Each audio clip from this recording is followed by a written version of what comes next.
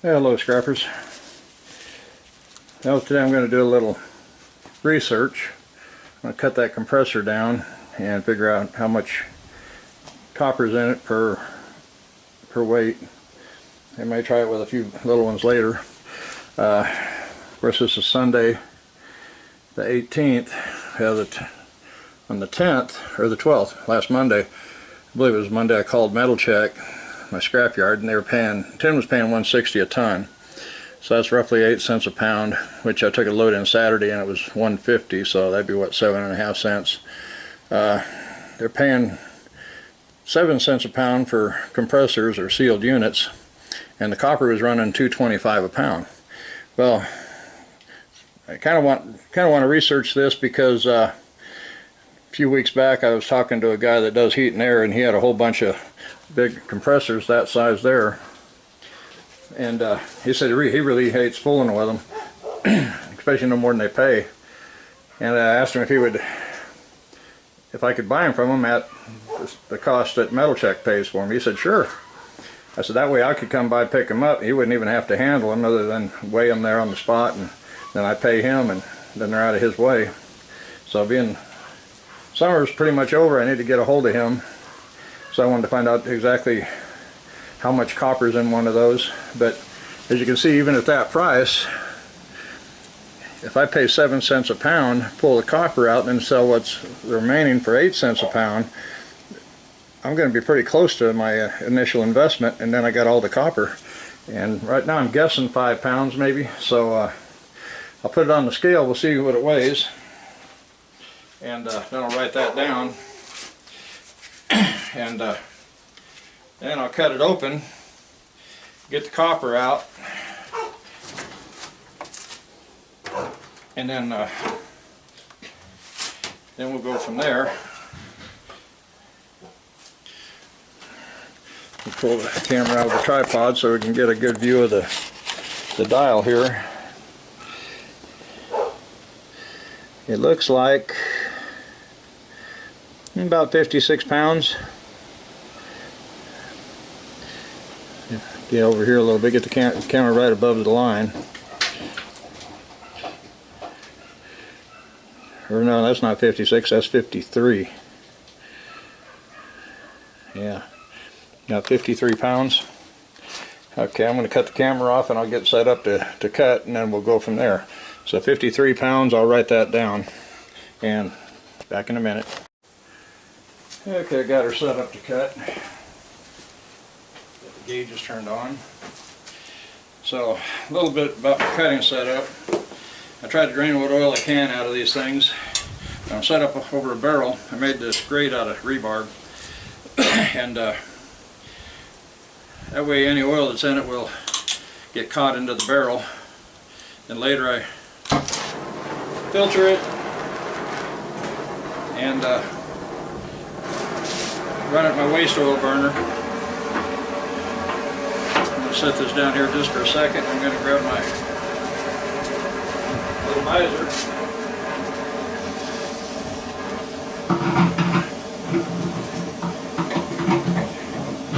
Get it out of the barrel. That's the bucket.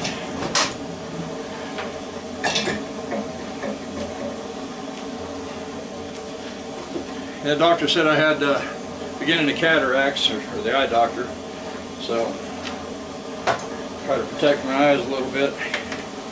Use this tinted shield.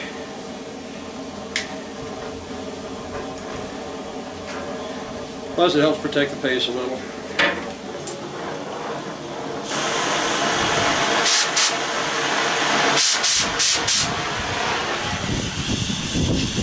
I set it just above the weld.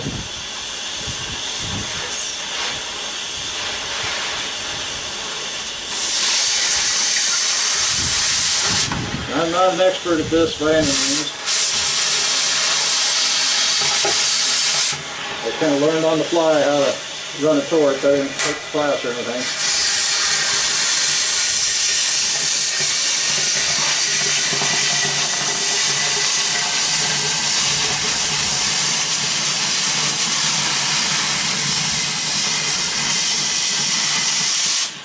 People using plasma cutter.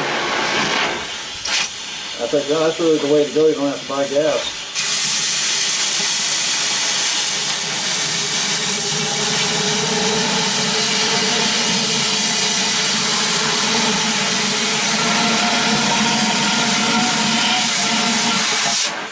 That's looking compressed there.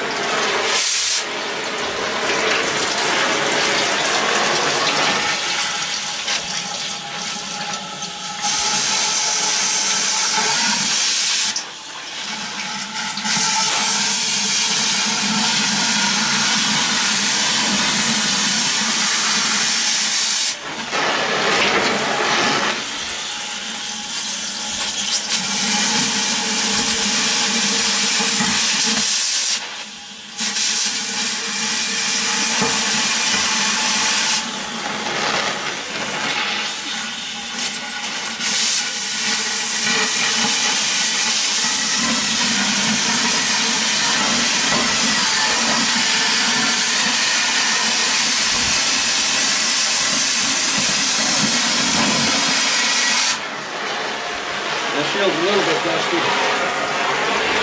Touch it a little bit.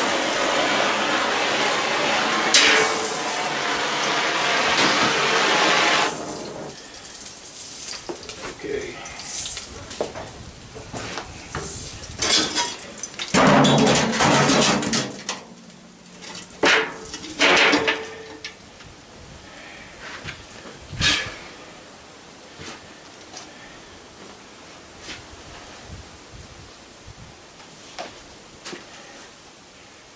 I'll get the put a blade in the sawzall, see if I can't cut that off of there.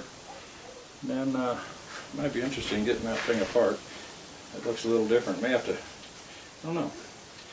May throw a blade in the sawzall on a battery. Got a blade on there. Grab the battery off the drill.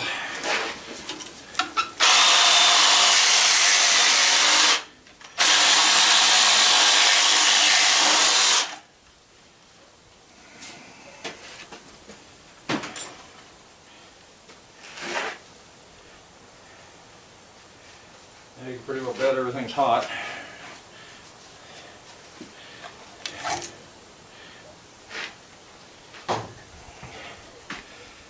Yeah, what do I need to... Okay, let's see.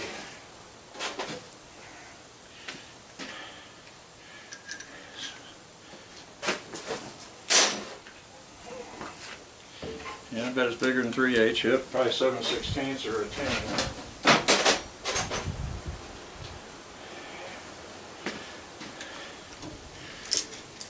7/16 seemed to fit.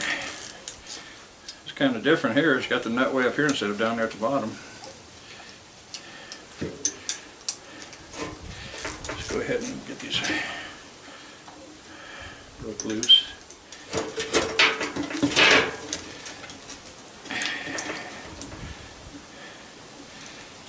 Yeah, cold front came in.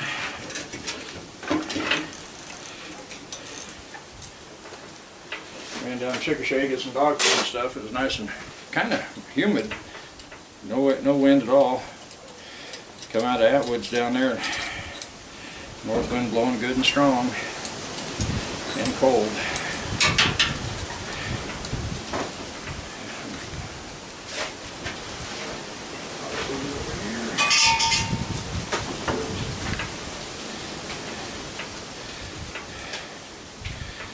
We'll get another weight of this tin here in a second. So to get this copper off of here. Well, now we can't hardly do that because I still got the center piece here. So but that's how that piece comes apart. And then this should just lift right off.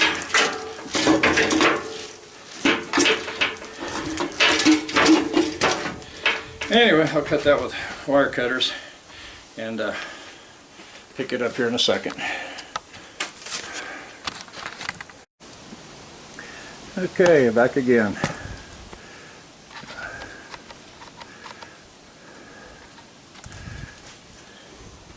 Okay, now I'm going to cut the windings off of one side and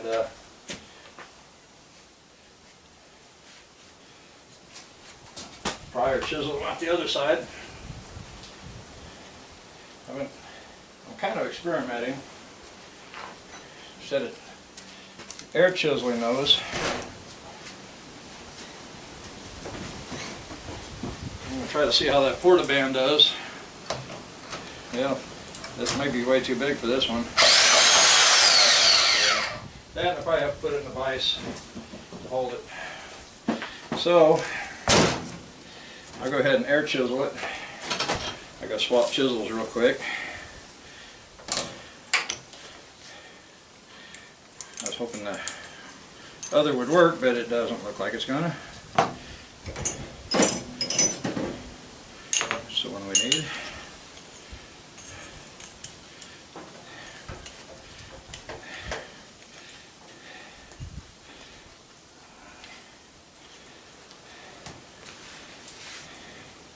Got a little oil coming out of it.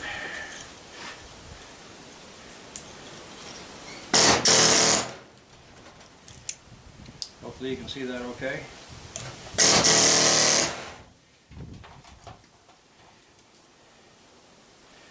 Well, huh.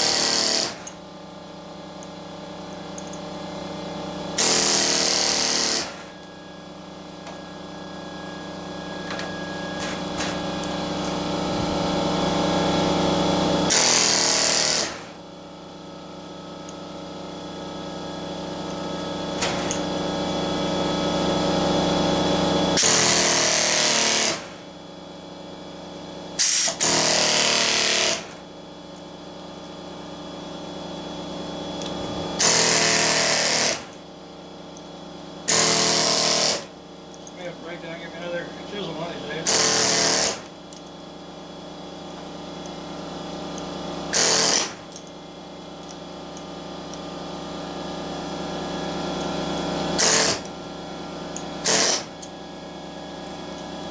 Yeah, I may have to, this might be a good one to do this experiment with, since this is kind of a lame duck compressor.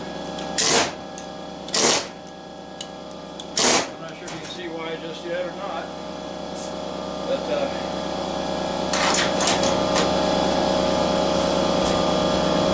flip this viewfinder over here so I can see.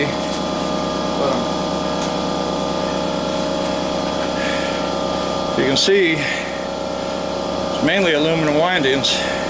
There is some copper there. So this would be a good one for the test, find out just how much copper, how much aluminum.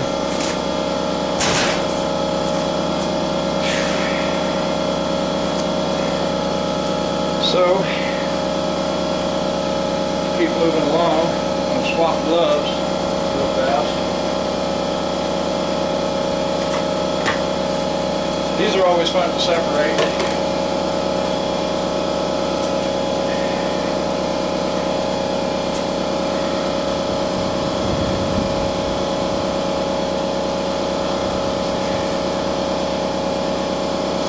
Might go ahead and throw all the metal on here real fast. I can't do that until I get this metal out of there.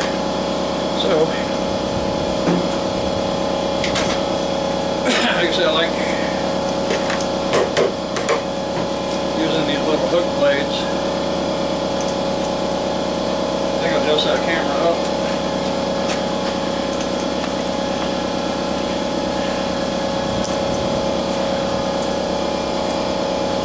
Now what I'm going to do, kind of carefully,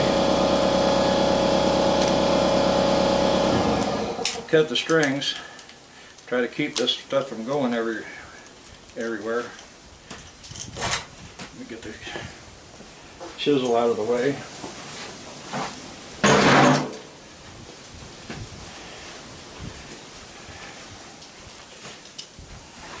Bring the garbage can over too.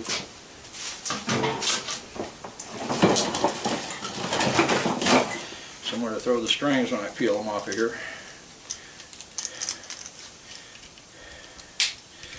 Basically, bring this down where you can see it. I gotta keep reminding myself that, hey, am I in view? I get working on this stuff and don't pay attention, and people say, I can't see what you're doing. Yeah, I don't blame them. They're hearing me talk, but they can't see a thing.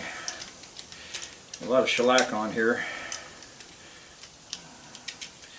Sometimes it might be better just to cut to the off to the side. A lot of shellac. Some of these can be a good thing. A bunch of strings right here. Yeah, I like these because I can get right up under the wire and kind of pry up on it and cut them.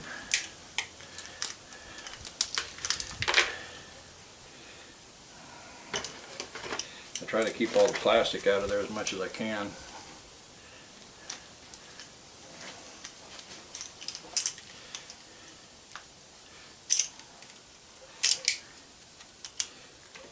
Sometimes getting a hold of this stuff can be a chore.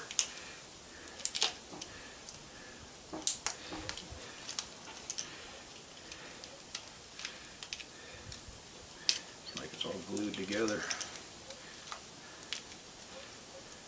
I know I'm not getting very far very fast. If you want to skip past some of this, I don't blame you. There we go.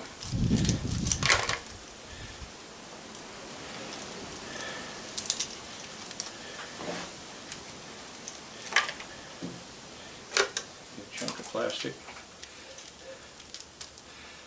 Yeah, the yard probably wouldn't say anything about this string, but it's just me, I guess. I like getting it off of there if I can.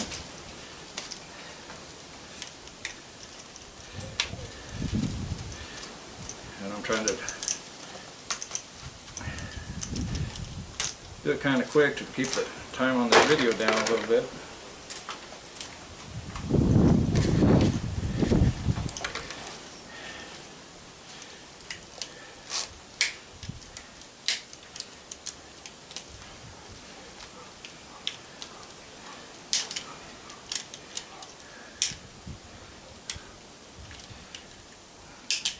That'd be the only problem with buying these compressors from these people like this, is because you're seeing more and more with the aluminum windings.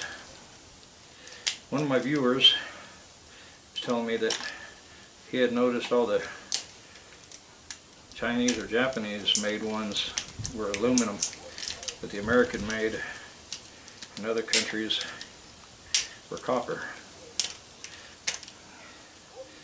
I broke the tip off of this thing. Okay, now this is a smaller wire here, so that one there is going to be copper. I may have to stop the video and put a new tip on my knife, or a new blade in there. It's still cutting though. That's all aluminum. Try to cut this other one away.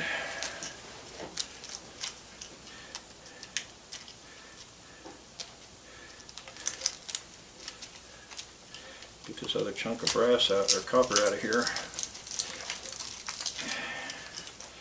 Pretty sure I cut through these, but it's not wanting to let go.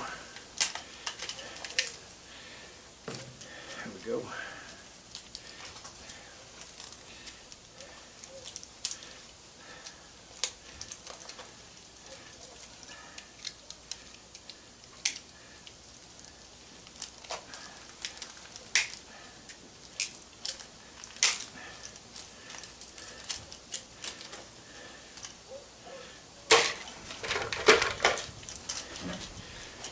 So we'll get an idea how much we got in aluminum, how much we got in copper.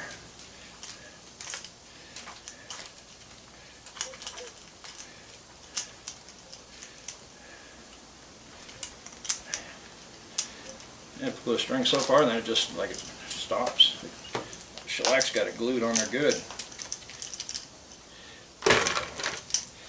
Okay, that part's done.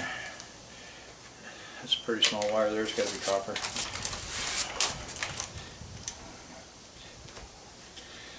Okay, I'm going to go ahead and try to cut this.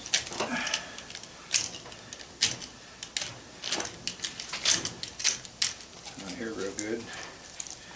Make it easier to come out, hopefully.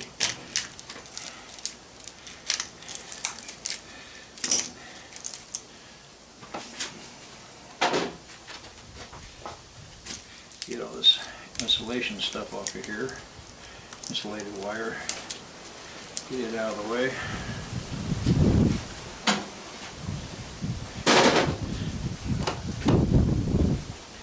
Okay.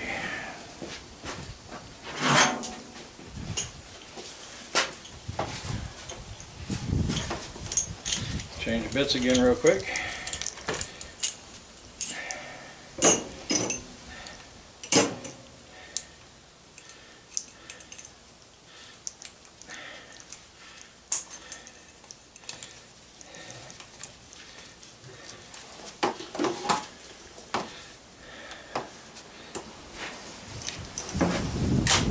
Subscriber was telling me about making that little forked piece.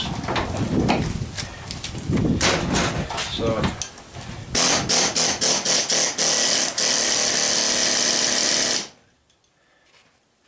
yeah, I can try it.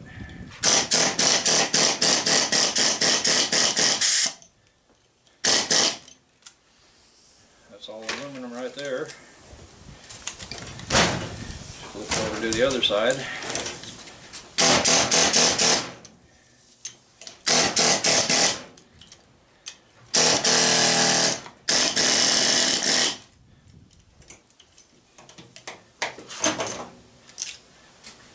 That's aluminum there. Get this plastic off of here.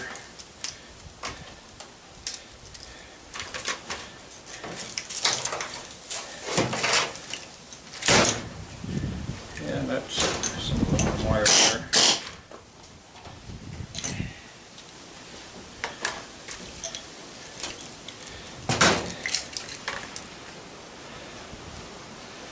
Yeah, that's all copper right there. That's copper. That is aluminum.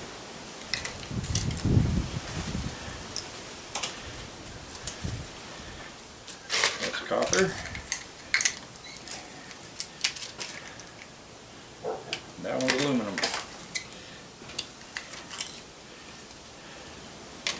Okay, let's throw all the metal on the scale real quick, and we'll see what we've got.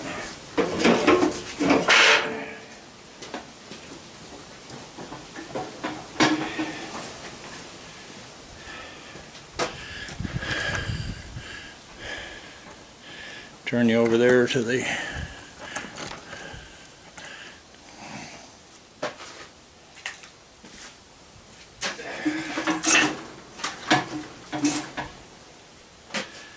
let's see, I've got this piece here, and then we got the top part of the shell.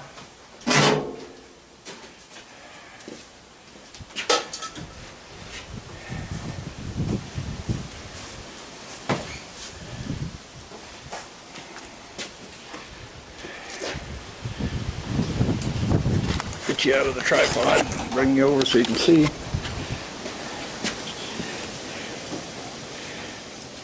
Looks like 49 pounds. 49 pounds of tin.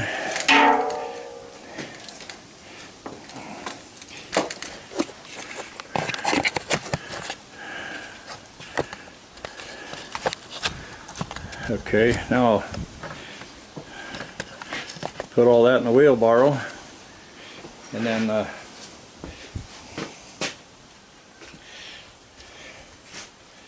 I'm going to write that down real quick.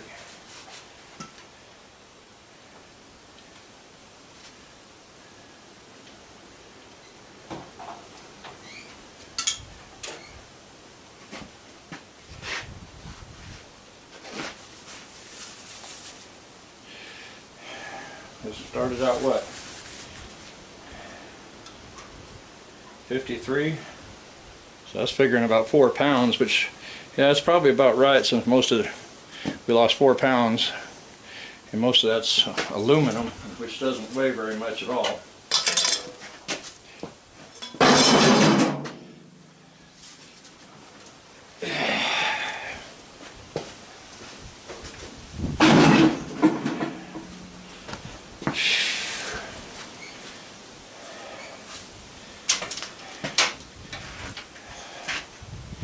Okay, now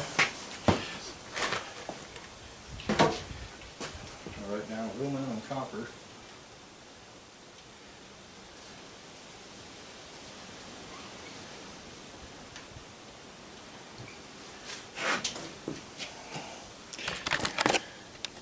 So what have we got here in aluminum?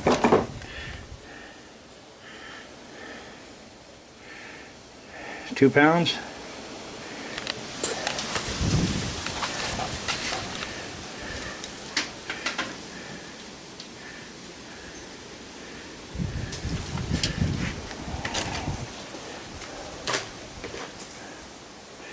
Which did not really offset for the bucket, which doesn't weigh a quarter pound or something.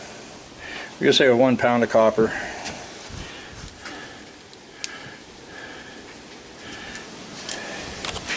Okay, I'll figure all this up and I'll be right back.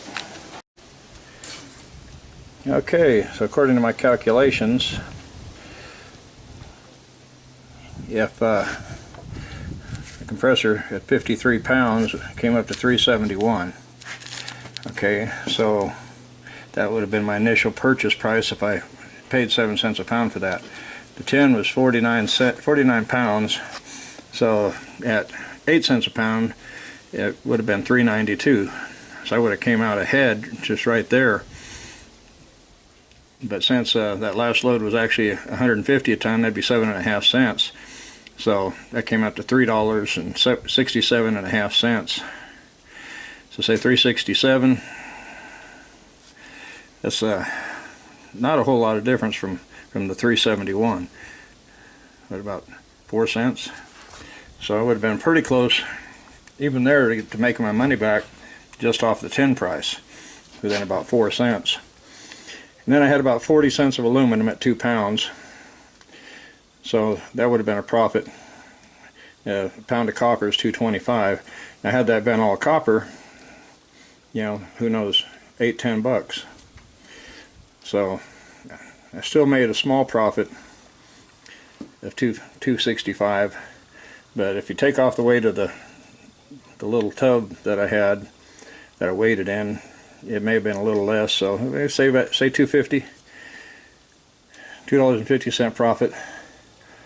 So I still profited, but for the time it took to, you know, cut it down and clean it out, that probably not worth your time. But if it was copper, it might be, you know, how many can you do in an hour? So something to think about. So I just need to look at the markings on that and see if I can figure out if that's you know, China or what. So I need to look that case over real good. But I hope you enjoyed the video. If you did, give it a thumbs up. You know, like it, share it. If you're not a subscriber, please subscribe. I try to do informational videos and show you how to tear stuff down, to make money scrapping. Different tools.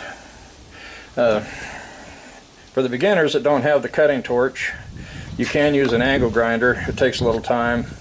You go through a few blades. I get mine at Harbor Freight for about 60 cents a piece. So that's another cost that goes into it. But even cutting it down this way, you got to buy gas. So really, plasma cutter is probably your best bet. But like I say, get some kind of a metal containment system that you can cut on, so that you can kind of contain the oil, because they do consider it a hazardous waste. And I guess you could probably mix it in with your motor oil jugs and take it up to Walmart or wherever. It is oil, so there may be a market out there for it. I'm not sure.